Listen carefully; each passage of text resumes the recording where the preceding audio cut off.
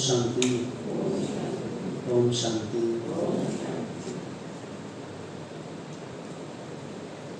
आज संतुष्ट मणियों का दीदार कर हम भी संतुष्ट हुए।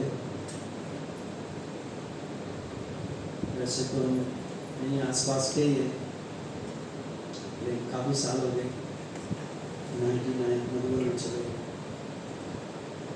बाबा का परिवार दिन पर दिन बढ़ता ही जाता है। इस संगम में बाबा के सुनेजों का युग है,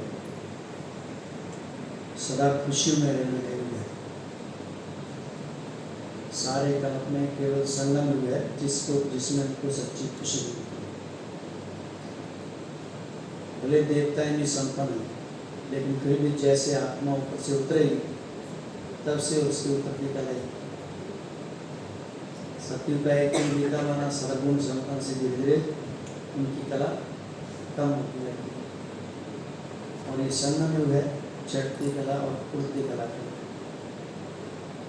देवताओं से उत्तम हम सबका एक ब्राह्मण जीव है। आज भी बाबा ने ब्रह्मा कुमारी एडॉप्टेड चिल्ड्रन।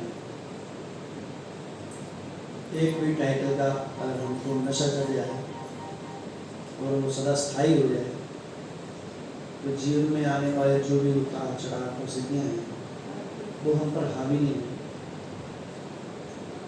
कोई भी पुराने संस्कार हमको प्रभावित नहीं करे। तो हम सबका परम सौभाग्य है। इस छोटे से संगम पर बाबा हम सबको इतने उतने ऊंचे अविनाशी ज्ञान से श्रृंगार करते रहते हैं। लेकिन इस श्रृंगार को हम कितना कायम रख पाते हैं, ये व्यक्तिगत रूप से स्वयं में हम अपनी जांच कर सकते हैं, निरीक्षण कर सकते हैं। जीवन में खुशी उसी को होती है जिसके पास ज़्यादा माल पानी होता है। तो बाबा कहते तुम्हारे पास तो अविनाशी ज्ञान धन है जिसको कोई भी लूट सकता है। इसलिए कहा जाता है हाथ की चीज़ को कोई भी छीन सकता है, लेकिन मस्तक की चीज़ को कोई भी छीन सकता है। तो ये अविनाशी ज्ञान धन जो सदा काल के लिए कमाई का साधन है, इसलिए कहते हैं नॉलेज को सोर्स को निकाल। अगर देखा जाए ब्राह्मण जीवन जो तपस्या की अंतिम अवस्था तक पहुंचने के लिए ज्ञान का फाउंडेशन होना बड़ा जरूरी है, फाउंडेशन मजबूत होना बड़ा जरूरी है। वैसे तो अगर इस ऑर्गेनाइजेशन का फाउंडेशन एक ही है पवित्रता, लेकिन उससे पहले फाउंडेशन है ज्ञान का फाउंडेशन। जब तक हमको उसकी क्लैरिटी नहीं होती है कि हमको ये धारणाएं क्यों करनी है, तब तक हमारे मन में कई प्रश्नों का अंबार लगा रहता है। इसलिए ज्ञान को प्राथमिकता दी जाती है। पहला सब्जेक्ट ही कौन सा है? ज्ञान। बिना ज्ञान के योग लगाते हैं तो वो शक्तिशाली नहीं होता है। ज्ञान जैसे योग का भी आधार है। इसलिए बाबा ने हम सबको खजाने दिए, अथाह खजाने दिए। और विशेष रूप से मूल्य में अगर आता है उनका वर्णन तो 9 खजानों का उसमें वर्णन आता है। इसलिए भक्ति मार्ग में कहा जाता है अष्ट सिद्धि 9 विधि 9 खजाना 8 सिद्धि। आज भी बाबा ने कहा कि संतुष्ट मणियाँ, संतुष्टता का खजाना सबसे बड़ा खजाना है और ये अंतिम खजाना है, लेकिन उससे पहले 8 खजाना। तो खजानों का दाता ही हमारे हाथ में लग गया। जो गुणों का भंडार है, जो विधाता है, भाग्य विधाता है, प्रदाता है, उसने हमारे पर सारे खजाने उड़ेल दिए और बड़ा कौन सा भाग्य चाहिए। लेकिन वो ज्ञान जो हमारी कर्मेंद्र में सो जाना चाहिए। एक है हम ज्ञान को स्मृति में रखते हैं, पहले हम सुनते हैं श्रवण की अवस्था, दूसरा उसको स्मृति में रिवाइज करते हैं, दोहराते हैं, फिर तीसरा उसका स्वरूप बन जाता है। बाबा ने कहा तुम्हारा अनादि नाता भाई भाई का, क्रिमिनल दृष्टि हो नहीं सकती। अब सुनने में तो बड़ा आसान काम है ये जब हम कर्म क्षेत्र में जाते हैं, संबंध संपर्क में आते हैं, उस समय हमारी परीक्षा होती है। कि वो ज्ञान हमारे कर्मेंद्र में कितना समाया हुआ है। इसलिए बाबा कहते हैं आंखें सबसे बड़ी धोखे वाली। जिन कर्मेंद्रियों से हमको जन्म जन्म दुख मिला है, अब उन्हीं कर्मेंद्रियों को हमको उसमें परिवर्तन करना है। वही कर्मेंद्रियां हमारे सुख का कारण बन जाए, क्योंकि 24 घंटे हमको कहाँ रहना होता है? अपने इस देह की प्रवृत्ति, इसी प्रवृत्ति में रहना है। तो सबसे पहले तो अपने कर्मेंद्रियों का शुद्धिकरण करना जरूरी है, क्योंकि जब तक हमारी स्वयं की कर्मेंद्रियां शुद्ध नहीं है, पवित्र नहीं है, दूसरों को हम उस दृष्टि से देख ही नहीं सकते, उस बर्ताव के साथ आ ही नहीं सकते। इसलिए बाबा कहते हैं चैरिटी बिगिंस एट होम। कौन सा होम? लौकिक घर वो तो है ही है, उनसे पहले ये वाला घर भी गुरु, यहाँ से शुरुआत करनी है।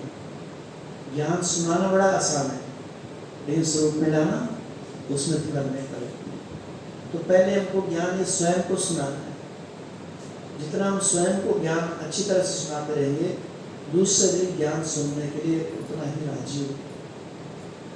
जितना ज्ञान हमारे हृदय में समा जाएगा, हमारे धमनी में स्पंदित होगा, उतना ही ये ज्ञान दूसरे के दिल में रहेगा।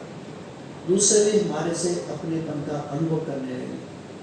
जब तक हमने अपने आप को स्पर्श नहीं किया, अर्थात स्वयं के अस्तित्व को महसूस नहीं किया कि सचमुच में आत्मा हूँ।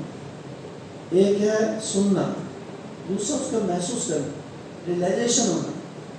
और वो एक बार रियलाइजेशन हो गया तो फिर जीवन में कोई उतार चढ़ाव आए, कोई कुछ भी बोलता रहे, क्योंकि आत्मा में इतनी शक्तियाँ भरी पड़ी हैं, इतना सुख भरा पड़ा है, उसके आगे संसार के सब सुख फीके हैं।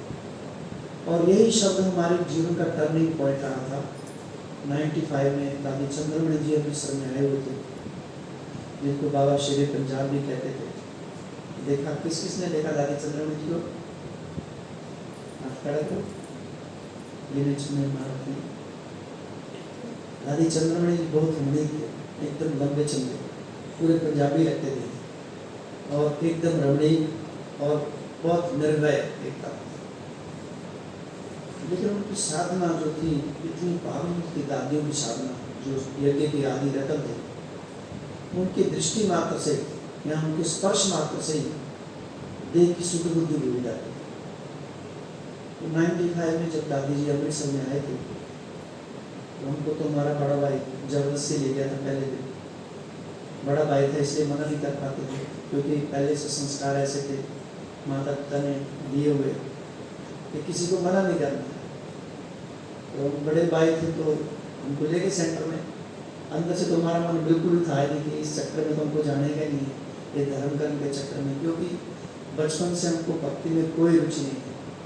वो इसलिए नहीं थी कि हिंदू, ये मुस्लिम, ये सिख, ये ईसाई, इतने शास्त्र, इतनी आरतियाँ, इतनी तपस्या करनी, इतना करने क्या जरूरत है? अगर भगवान नहीं कहते तो क्यों बैठा हुआ संसार? बिल्कुल अच्छा नहीं लगता था। तो भाई हमको ले गया अमृतसर में, हमने मुरली सुनी तो इतना तो समझ में नहीं आई, थोड़ी बहुत ही एक दो शब्द बुद्धि में आए। फिर जैसे दादी से टोले लेने गए और जैसे दादी ने मेरा हाथ पकड़ा और अपना उंगली का तिल के यहाँ लगाया और मैं बॉडी से गायब हो गया, जैसे बॉडी है ही नहीं है।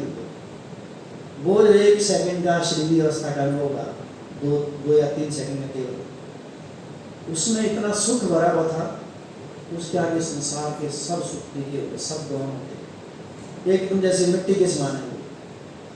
कोई कोर्स नहीं किया था उसने, 1 सेकंड में बॉडी से डिटैच। तो वास्तव में सुख शांति बाहर नहीं है, वो सारे संस्कार हमारे अंदर ही है। वो ऑलरेडी शांति से भरपूर है।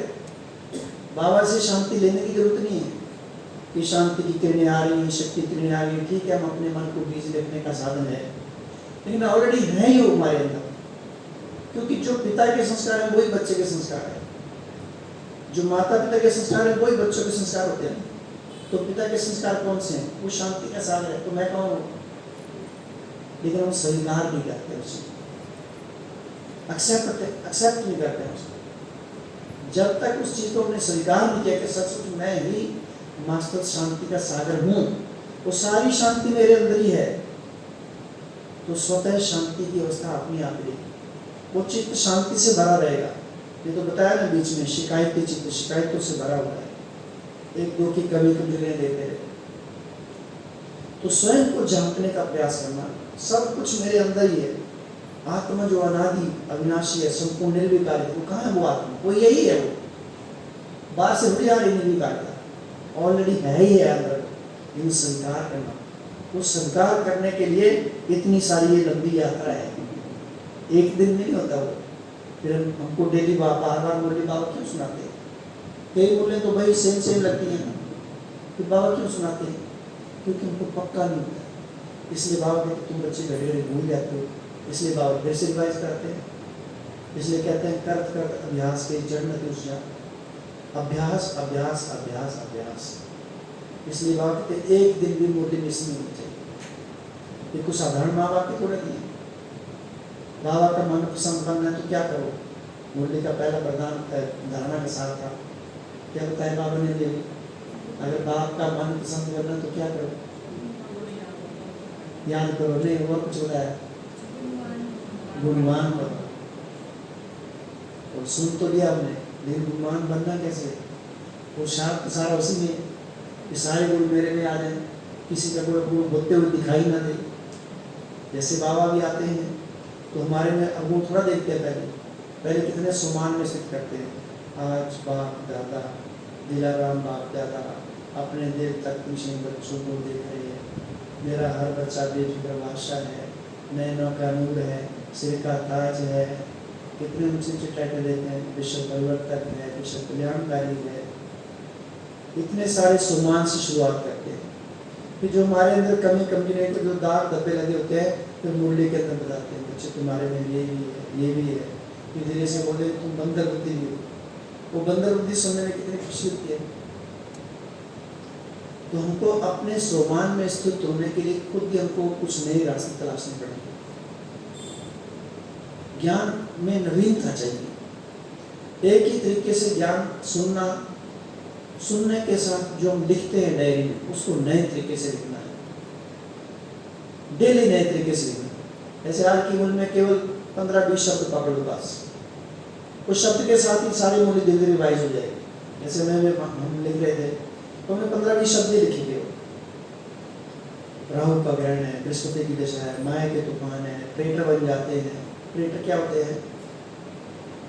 जो शब्द हमको नहीं पता ना उसको पता करना है। नहीं तो केवल क्या होता है, अगर मैं पूछूं ट्रेटर क्या होता है, दीदी बोली कि आपको पता ही नहीं ट्रेटर। हम कहीं ना कहीं अपने अहम को भी छुपाने का प्रयास करते हैं। हमको सीखना हर बात का। तो ट्रेटर को क्या कहते हैं? हिंदी में क्या कहते हैं ट्रेटर को? इसलिए हमारा ज्ञान अधूरा रहता है। देशद्रोही, द्रोही।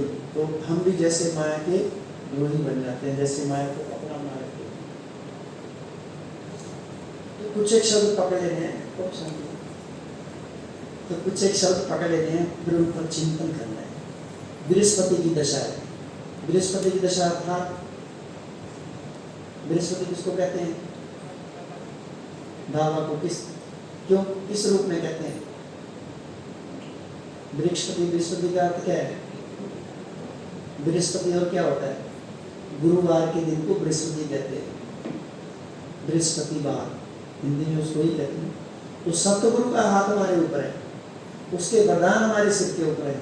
निरंतर उसके वरदानों की बरसात हमारे ऊपर हो ही रही है, लेकिन उसको महसूस करना है।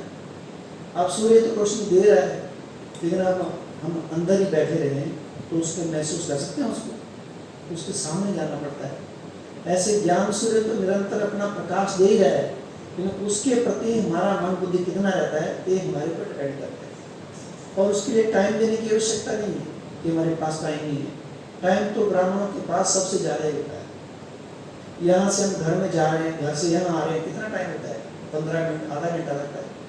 उसमें हम क्या करें? अपने मन को कौन सी बातों में उलझा के रखा हुआ है?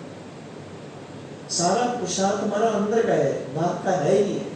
भले हम यहाँ बैठे हैं साधना में, लेकिन मन अगर हमारा बाहर है तो उसको साधना थोड़ा करें। और जो यहाँ नहीं है, घर में है, लेकिन मन उसका एकाग्र है, अपने हाथ में उसका, तो साधक तो वही है। इसलिए अंत में बाबा ने क्या का जो ये अव्यक्त इशारा का लास्ट वाले शब्द क्या पढ़ेगी दीदी? माया जीत विजयी। तो विजयी बन जाएंगे। विजय का तरीका तो ऑलरेडी बताया बाबा ने कहा, सफलता तुम्हारा जन्म सिद्ध अधिकार है। अब शब्द तो याद रहते हैं, लेकिन उसका जब हम कर्म क्षेत्र में आते हैं, बाबा कहते हैं युद्ध के मैदान में, तब हमारी स्थिति डामाडोल हो जाती है, क्योंकि हमारे हाथ से धीरे धीरे ज्ञान खिसक जाता है। इसके अंदर रहते हैं, बहुत अच्छा एटमोसफेयर है, मन भी शांत रहता है। जैसे यहाँ से बाहर हो गए, परीक्षा तुम्हारी वहाँ शुरू होती है। पुरुषार्थ तुम्हारा शुरू होता है जब हम सेंटर के द्वार से बाहर निकलते हैं। सच्चा पुरुषार्थ तो वही है, परीक्षा तो वही है, कांटे तो वही आएंगे रास्ते में। बाबा ने कहा ना, फूल और कांटे, कांटों का जंगल है, तो वहाँ उन कांटों को फूल बनाने की सेवा करनी है।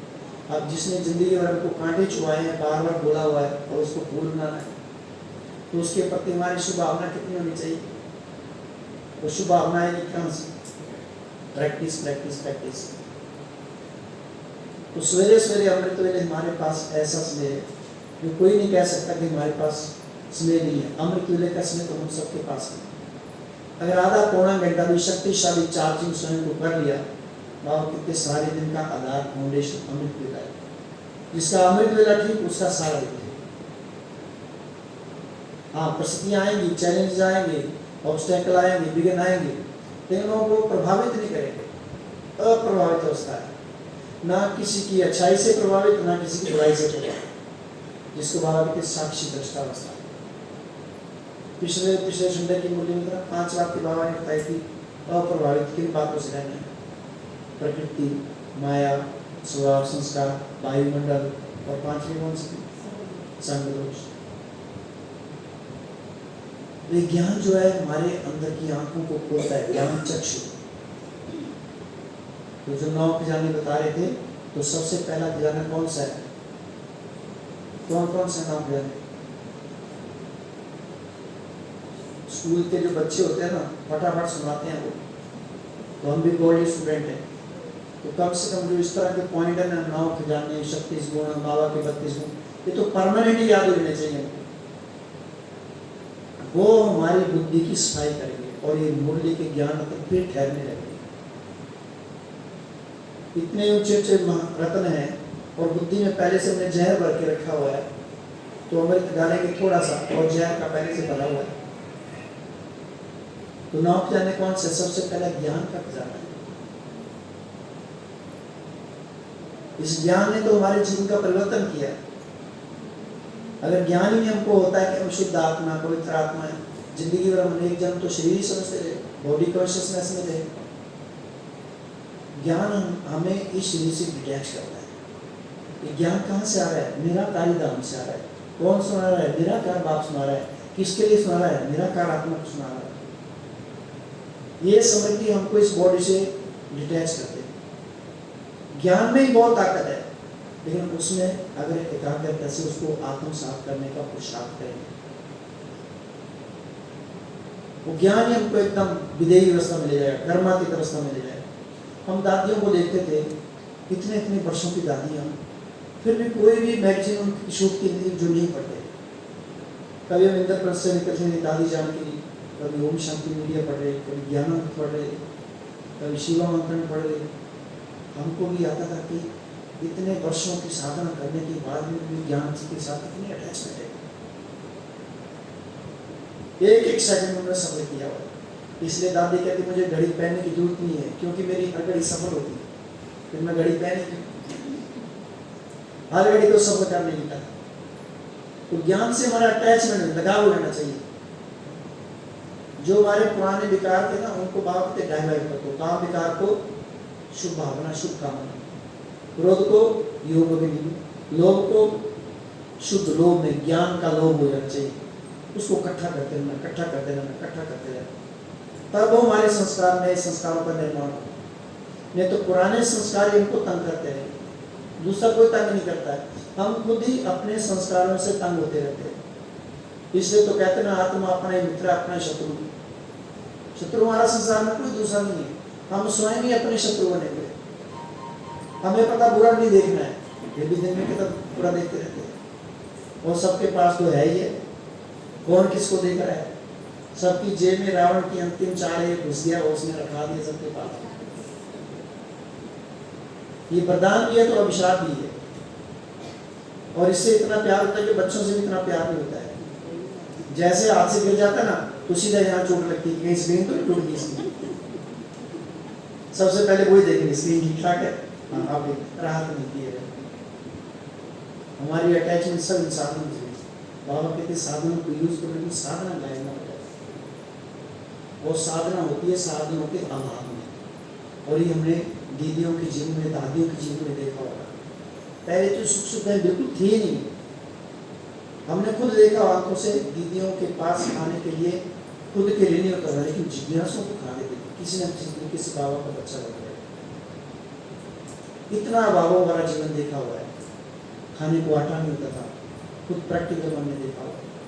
आज बाबा ने तो पहले से भविष्यवाणी की है कि अंत में तो साधनों का ढेर लगेगा, लेकिन साधना लोग हो गए।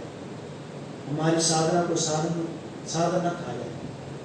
साधनों में एनर्जी न हमारी सही है, यूज करो इनको अपना परमानेंट आधार नहीं माना।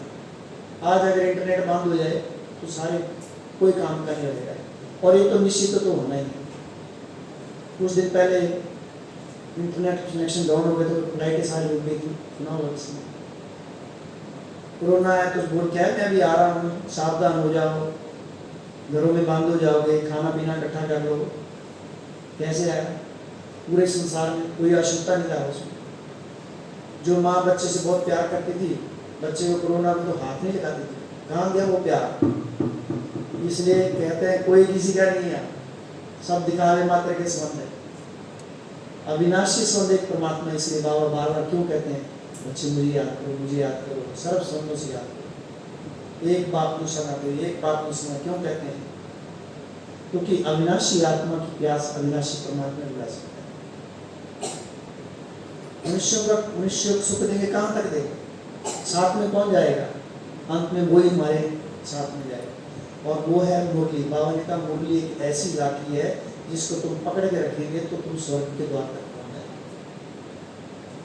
वर्तमान में तो जो मुरली पढ़ रहे हैं, सुन रहे हैं, यही सोचना कि मैंने भगवान को पकड़ा हुआ है। ये बाबा है। मुरली माना अर्थात बाबा, मुरलीधर अर्थात मुरली। इसलिए बाबा मुरली मधुवन, यही मधुवन है। ये सेंटर भी मधुवन है। इसलिए एक तो बात पक्की करेंगे, ऑनलाइन सुनने के लिए सेंटर में जरूर सुनना।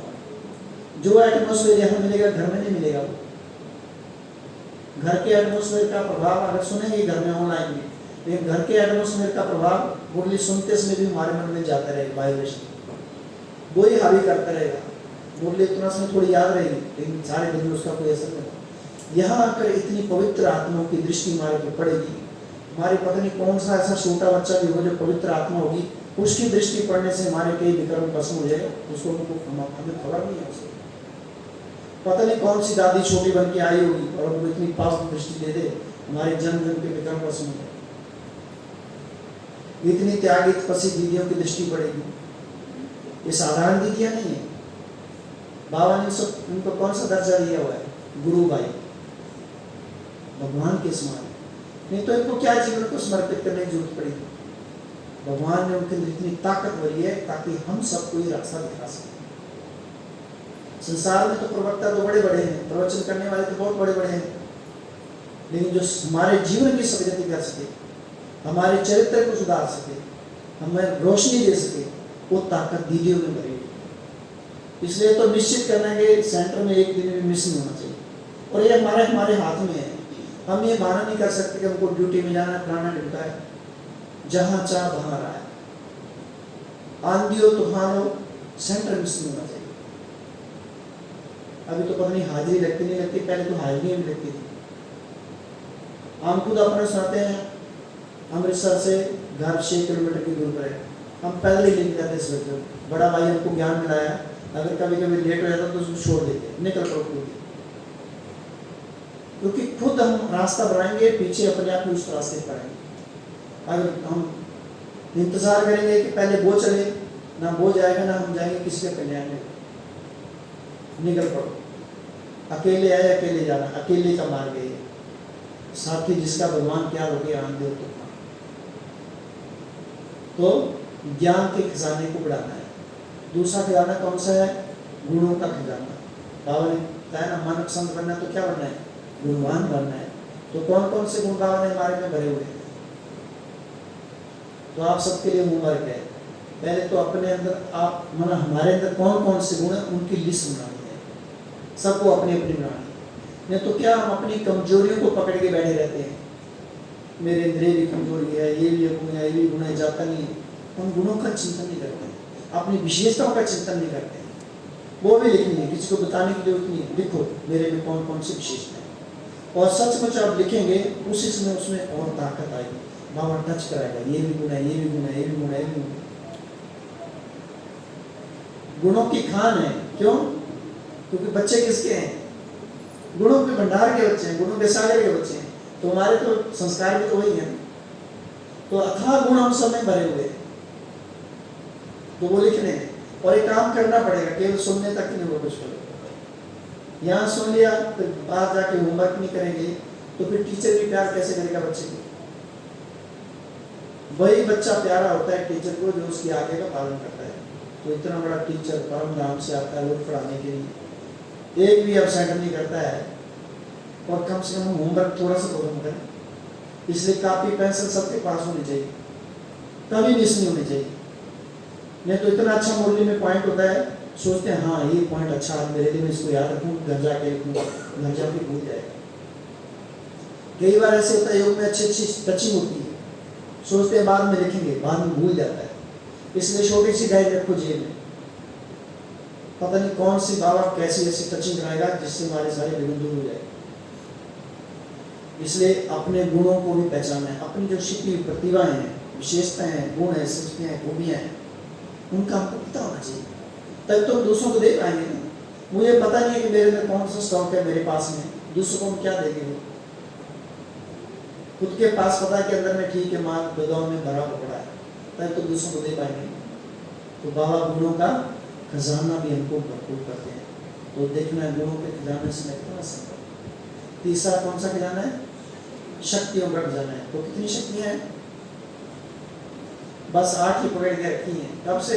जब से ज्ञान चल रहा है, तब से बड़ी विद्या, इनका कोई ब्यास नहीं आया। अथाह शक्तियां हैं, वो तो केवल बाबा एग्जाम्पल बताते हैं। उसके अलावा कितनी शक्तियां हमारे पास में? तो दूसरा होमवर्क 21 शक्तियां लिखनी है सब। कौन कौन सी शक्तियां हो? उनके छोड़ के स्नेह से वो सहयोग वाली शक्ति, निर्णय परखने, विस्तार को संकीर्ण करने, सामना सहन, इनको छोड़ के लिखने की पवित्रता की शक्ति है, सत्यता की शक्ति है, कंट्रोलिंग पावर, रूलिंग पावर, सुनने की भी शक्ति है। इतना से कम से कम बैठ के सुनते रहो ना, सुनने की शक्ति है, मोल्डिंग नेचर। तो कितनी सारी शक्ति है, समय अनुसार अपने आप को मोल्ड कर लेते। समाने की शक्ति है, वो तो उसमें भी है, स्नेह की शक्ति है। तो ऐसे शक्तियों की माला तैयार करनी है। पिछले संडे की बोली में था ना, अपने बाप दादा बच्चों के गले में 2 मालाएं दे रहे थे। कौन कौन सी थी? एक थी शक्तियों की माला, दूसरी वरदानों की माला दी। तो ऐसे वरदानों की माला तैयार करनी है, और वो याद करना है कि बाबा ने मुझे कितने वरदान दिए। रिवाइज करना बात, जब तक वो हमको अच्छी तरह से याद ना हो जाए। कुछ एक बातें जो परमानेंट हमको मुंह पर आ जाए, देखना ना पड़े उनको बाद में। तो तीसरा खजाना शक्तियों का खजाना। चौथा खजाना दुआओं का खजाना। दादी जानकी ये कहते थे, मुझे दवाइयां नहीं चलाती हैं, दुआएं चलाती हैं।